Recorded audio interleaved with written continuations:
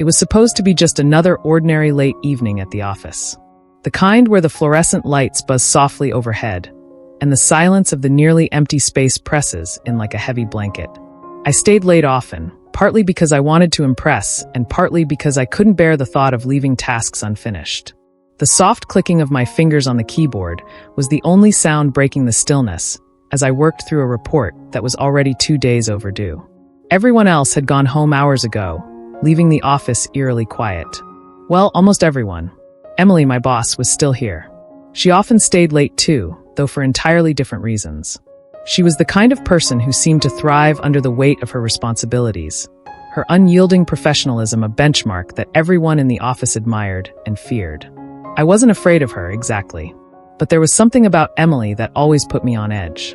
Maybe it was her eyes, the way they seemed to pierce right through you whenever she looked your way. Or maybe it was her voice, steady and commanding, with a tone that made your stomach flip involuntarily every time she said your name. My phone buzzed, pulling me from my thoughts. I glanced at the screen, and my stomach immediately twisted itself into a knot. "Come to my office." The message from Emily was short and to the point, and it sat there on the screen like a challenge. It wasn't unusual for her to call meetings, even after hours, but something about this felt different. There was no context, no explanation, just a simple, direct instruction. My heart began to race as I tried to think of a reason she might want to see me. Was it the report? Had I made a mistake? My mind spun through every possibility as I stood, smoothing down the wrinkles in my blouse and running a hand through my hair in an attempt to look somewhat composed. The walk to her office felt longer than usual, the sound of my heels against the polished floor unnervingly loud in the empty space. The walls of the office were mostly glass, leaving little to the imagination, but when I approached her door, she was already pulling the cord to close the blinds. My breath hitched as I hesitated outside for a moment before finally summoning the courage to knock. "Come in," her voice called, calm and measured. I pushed the door open, stepping inside and feeling the air shift around me. Emily stood behind her desk, her figure silhouetted against the soft glow of the desk lamp. She looked as poised as ever, her tailored suit fitting her perfectly, her hair pulled back into a sleek bun. "Close the door," she said, her tone leaving no room for argument. I did as she asked, turning the handle and hearing the faint click of the latch. But before I could fully process what was happening, she moved past me and reached for the lock. The metallic click of the key turning made the air in the room feel heavier, denser. My pulse quickened as she turned back to me, her expression calm, but her eyes sharp and intense. "Have a seat," she said, gesturing to the chair in front of her desk. I obeyed, my movements stiff and uncertain. The silence that followed was suffocating, broken only by the faint hum of the rain starting to fall against the windows. I felt her presence keenly as she moved behind her desk, her every step deliberate and composed. Emily's eyes met mine, and for a moment, she didn't say anything. She just stood there, watching me with an expression I couldn't quite read. It wasn't the usual mask of authority she wore so effortlessly. There was something else there, something softer, but no less unnerving. "I've noticed you've been staying late a lot," she said finally, her voice smooth and even. "Yes," I managed, my throat dry. I want to make sure everything gets done." Her lips curved into the faintest smile. "That kind of dedication doesn't go unnoticed." I nodded, unsure how to respond, the weight of her gaze pinning me to my seat. She leaned forward slightly, resting her hands on the desk. "You've been doing good work," she continued, her tone steady, but with an edge I couldn't quite place. "But that's not why I called you here." I blinked, my stomach flipping as her words settled over me. "Oh!"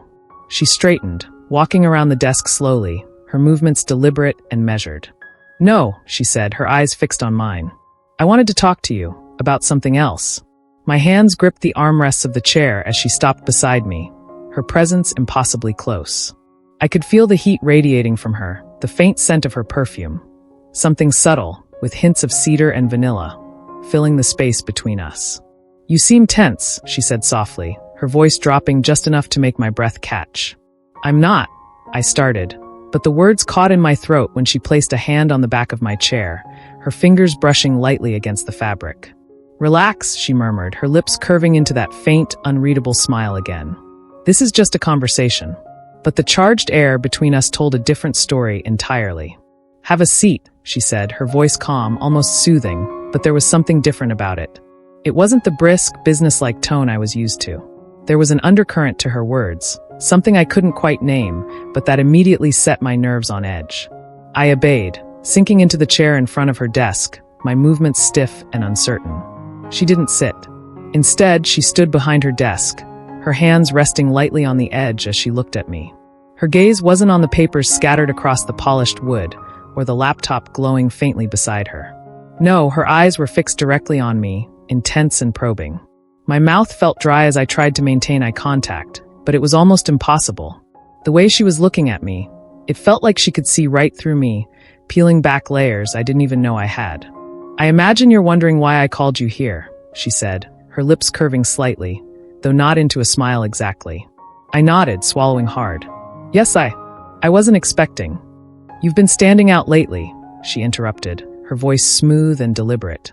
She pushed away from the desk, her movements slow and unhurried, and began to walk around it. My breath hitched as she circled toward me, her heels clicking softly against the floor, the sound impossibly loud in the quiet room. "I've noticed the late nights," she continued, her tone casual, though her words carried a weight that made my pulse quicken.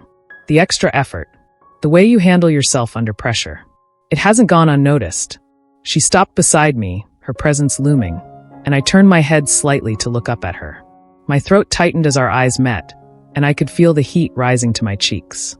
"I wanted to recognize your effort," she said, her voice softening slightly as she placed a hand lightly on the back of my chair. "Personally." Her words hung in the air, heavy and deliberate. My mind raced, trying to piece together her intent, but the logical part of my brain was quickly overridden by something else. An awareness of how close she was, of the faint scent of her perfume, of the warmth radiating from her body. I shifted slightly in my seat, more out of instinct than intention, and my arm brushed against hers. The contact was brief, but it sent a jolt through me, sharp and unexpected. She didn't move away. If anything, she seemed closer now, her hand still resting on the back of my chair, her other hand brushing lightly against the desk as if to steady herself. "You seem nervous," she said, and there was a slight smile in her voice now, as if she found my unease amusing. "I'm not," I replied too quickly, the words tumbling out before I could stop them. Her lips curved into a knowing smile. "Relax," she murmured, her voice low and deliberate. "It's just a conversation." But the air in the room told a very different story. It felt thick, almost suffocating, the space between us charged with something I couldn't define but couldn't ignore. My heart was pounding, each beat loud in my ears as I fought to maintain some semblance of composure. "You've been an important part of this team," she continued, her tone soft but unwavering. "But there's something about you, something more." She trailed off, her gaze dipping briefly to my hands, which were gripping the armrests of the chair like a lifeline. I started, but my voice faltered under the weight of her stare. She tilted her head slightly, her expression unreadable, but her eyes sharp and focused. "What is it?" she asked, her voice calm, but with an edge of curiosity. "You can tell me." I opened my mouth to respond, but no words came.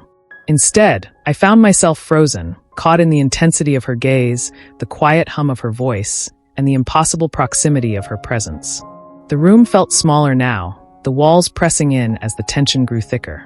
And yet, for all the nerves and uncertainty swirling inside me, there was something else, a pull, a magnetic force that made it impossible to look away, to move, to do anything but sit there and wait for whatever came next.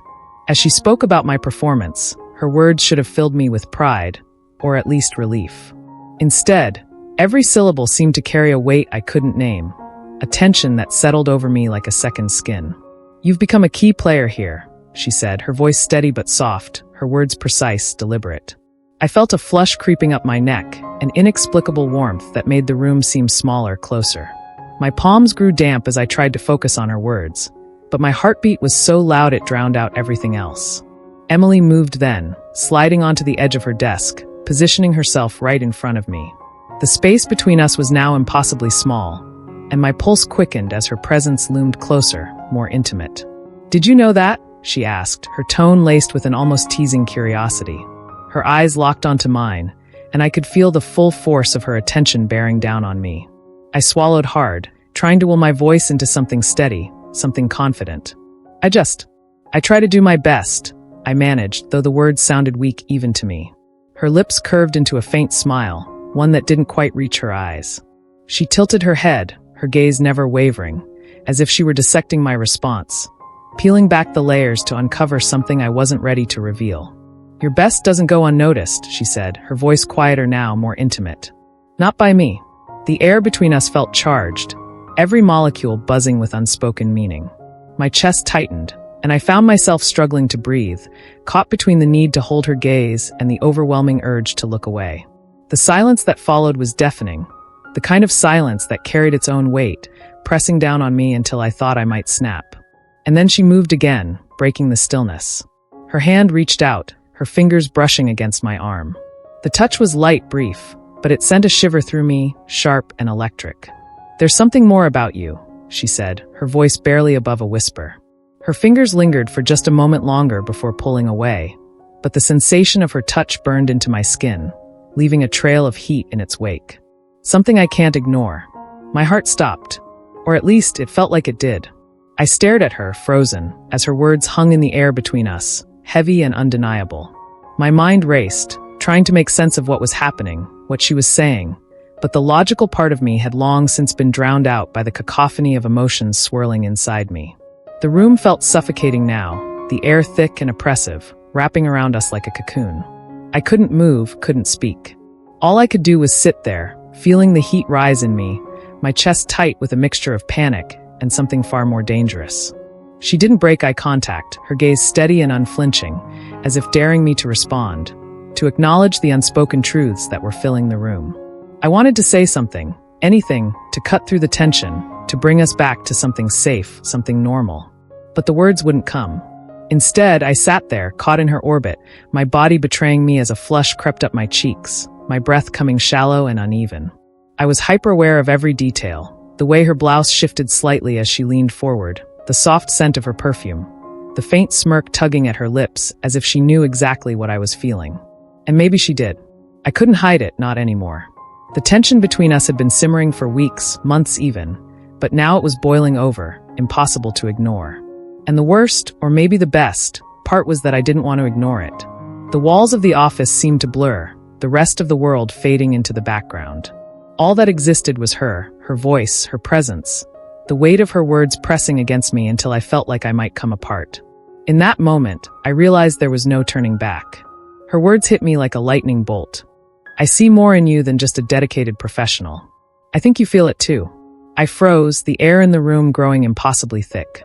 The certainty in her voice unraveled me, each word chipping away at my defenses until I was bare, exposed. I couldn't breathe, couldn't think.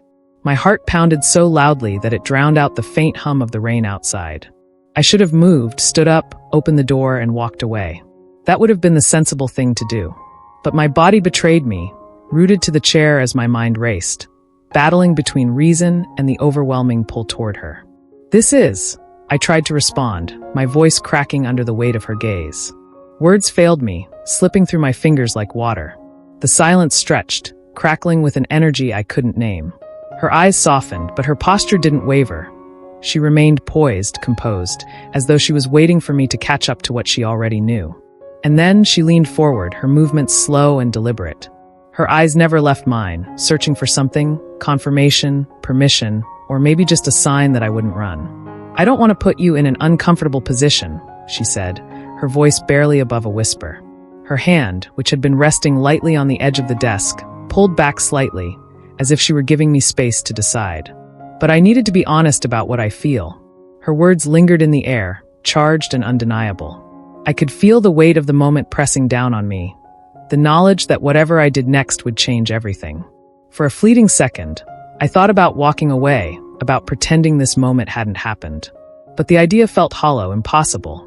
The truth was, I didn't want to ignore it. I didn't want to pretend. Before I could stop myself, before logic could pull me back, I acted. I leaned forward, closing the distance between us, and pressed my lips to hers. The kiss was like a spark igniting a flame. It was electric, magnetic, every nerve in my body coming alive all at once. I felt her respond immediately, her lips soft but firm, meeting mine with an intensity that left me breathless.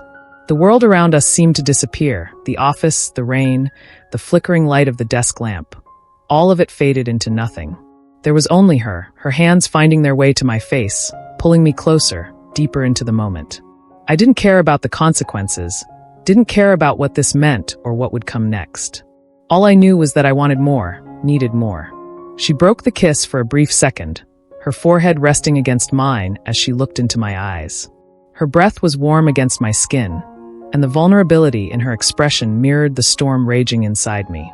"Are you sure?" she asked, her voice low, her tone steady but laced with something I couldn't quite name. "Yes," I whispered, the word barely audible but carrying every ounce of certainty I felt in that moment. The hesitation in her eyes melted away, replaced by something raw and unguarded. She kissed me again, her lips urgent and demanding, and I felt myself surrender completely. She guided me back, her hands moving with precision and care, and before I knew it, I was on her desk, the cool surface beneath me contrasting with the heat radiating from her touch. Time seemed to blur, every sensation heightened as the line between us dissolved. Her movements were deliberate, confident, yet tinged with an unspoken tenderness that made my heart ache. I lost myself in her, in the way she looked at me, the way she touched me, as if I were something she'd been waiting for. For the first time, I didn't feel the weight of expectations or the fear of what might come next. All I felt was her, and in that moment, it was enough. I couldn't think, couldn't breathe, couldn't do anything but feel. The intensity of the moment consumed me, leaving no room for thought or restraint. Every part of me was alive, my senses overwhelmed by the way she moved, touched, and held me as if I was something precious. I lost all sense of time, giving in completely to the sensations coursing through me. My body responded to her without hesitation, each touch igniting something deeper, more profound. It was raw, unfiltered, and more powerful than anything I'd ever experienced. When the climax finally washed over me, it came like a tidal wave, pulling me under and leaving me breathless. The release left me trembling, weak, my body and mind floating in the aftermath of everything we'd just shared. I couldn't move, my limbs heavy and useless, but she was there, steady and grounded. Her hands were gentle as she held me close, her lips brushing against my forehead in a kiss so tender it made my chest ache. "You're amazing," she murmured, her voice soft but filled with something I couldn't quite name. I wanted to respond, to tell her how much I needed her, how much I wanted more, but the words wouldn't come. All I could do was cling to her, my breath shallow and uneven as I tried to recover. She must have sensed my vulnerability because she didn't pull away. Instead, she wrapped her arms around me, her embrace firm yet comforting. She didn't rush me, didn't push for anything more. She just held me, letting the silence between us speak volumes. After a while, she began to help me dress, her movements slow and deliberate. The care she took with each gesture wasn't lost on me, and I felt a lump rising in my throat as I watched her, my emotions a tangled mess of gratitude, longing, and something dangerously close to fear. "I want more," I whispered, the words slipping out before I could stop them. She paused, her hands stilling as she looked at me. Her expression was calm, almost unreadable, but her eyes betrayed her. There was a flicker of vulnerability there, a crack in her otherwise impenetrable demeanor that made my heart ache. She smiled then, a small, knowing smile that sent a shiver down my spine. "Dinner," she said softly, her voice steady. "Tomorrow at 7. Her confidence was magnetic, grounding me in a way I hadn't expected. I nodded, unable to find my voice, and she stepped closer, her hands cupping my face as she kissed me again. This kiss was different. It wasn't urgent or fiery like the ones before.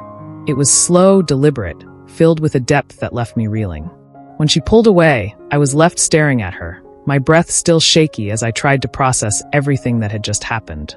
She didn't say anything else, simply stepped back, letting me finish getting dressed. Her presence was steady, her eyes watching me with an intensity that made my pulse quicken all over again. By the time I left her office, my legs were trembling so much I wasn't sure how I made it back to my desk. The weight of everything that had just happened pressed down on me, each step feeling heavier than the last. I sank into my chair, my body still buzzing, her scent lingering on my skin like a ghost. The faint hum of the office's fluorescent lights seemed deafening now, the normalcy of my surroundings a stark contrast to the chaos raging inside me. I glanced at her closed office door, my heart clenching as I replayed her words, her touch, her kiss. Nothing would ever be the same after this. Had I gone too far? Had we crossed a line that couldn't be uncrossed? The questions swirled in my mind, each one more overwhelming than the last. But beneath the doubt and uncertainty, there was something else, something deeper, more insistent. I wanted her. Not just in that fleeting, desperate way we'd just experienced, but in a way that terrified me. Her perfume lingered in the air around me, a constant reminder of everything that had happened. My fingers grazed my lips, still tingling from her kiss, and I knew, without a doubt, that I was already in too deep. Whatever came next, there was no going back.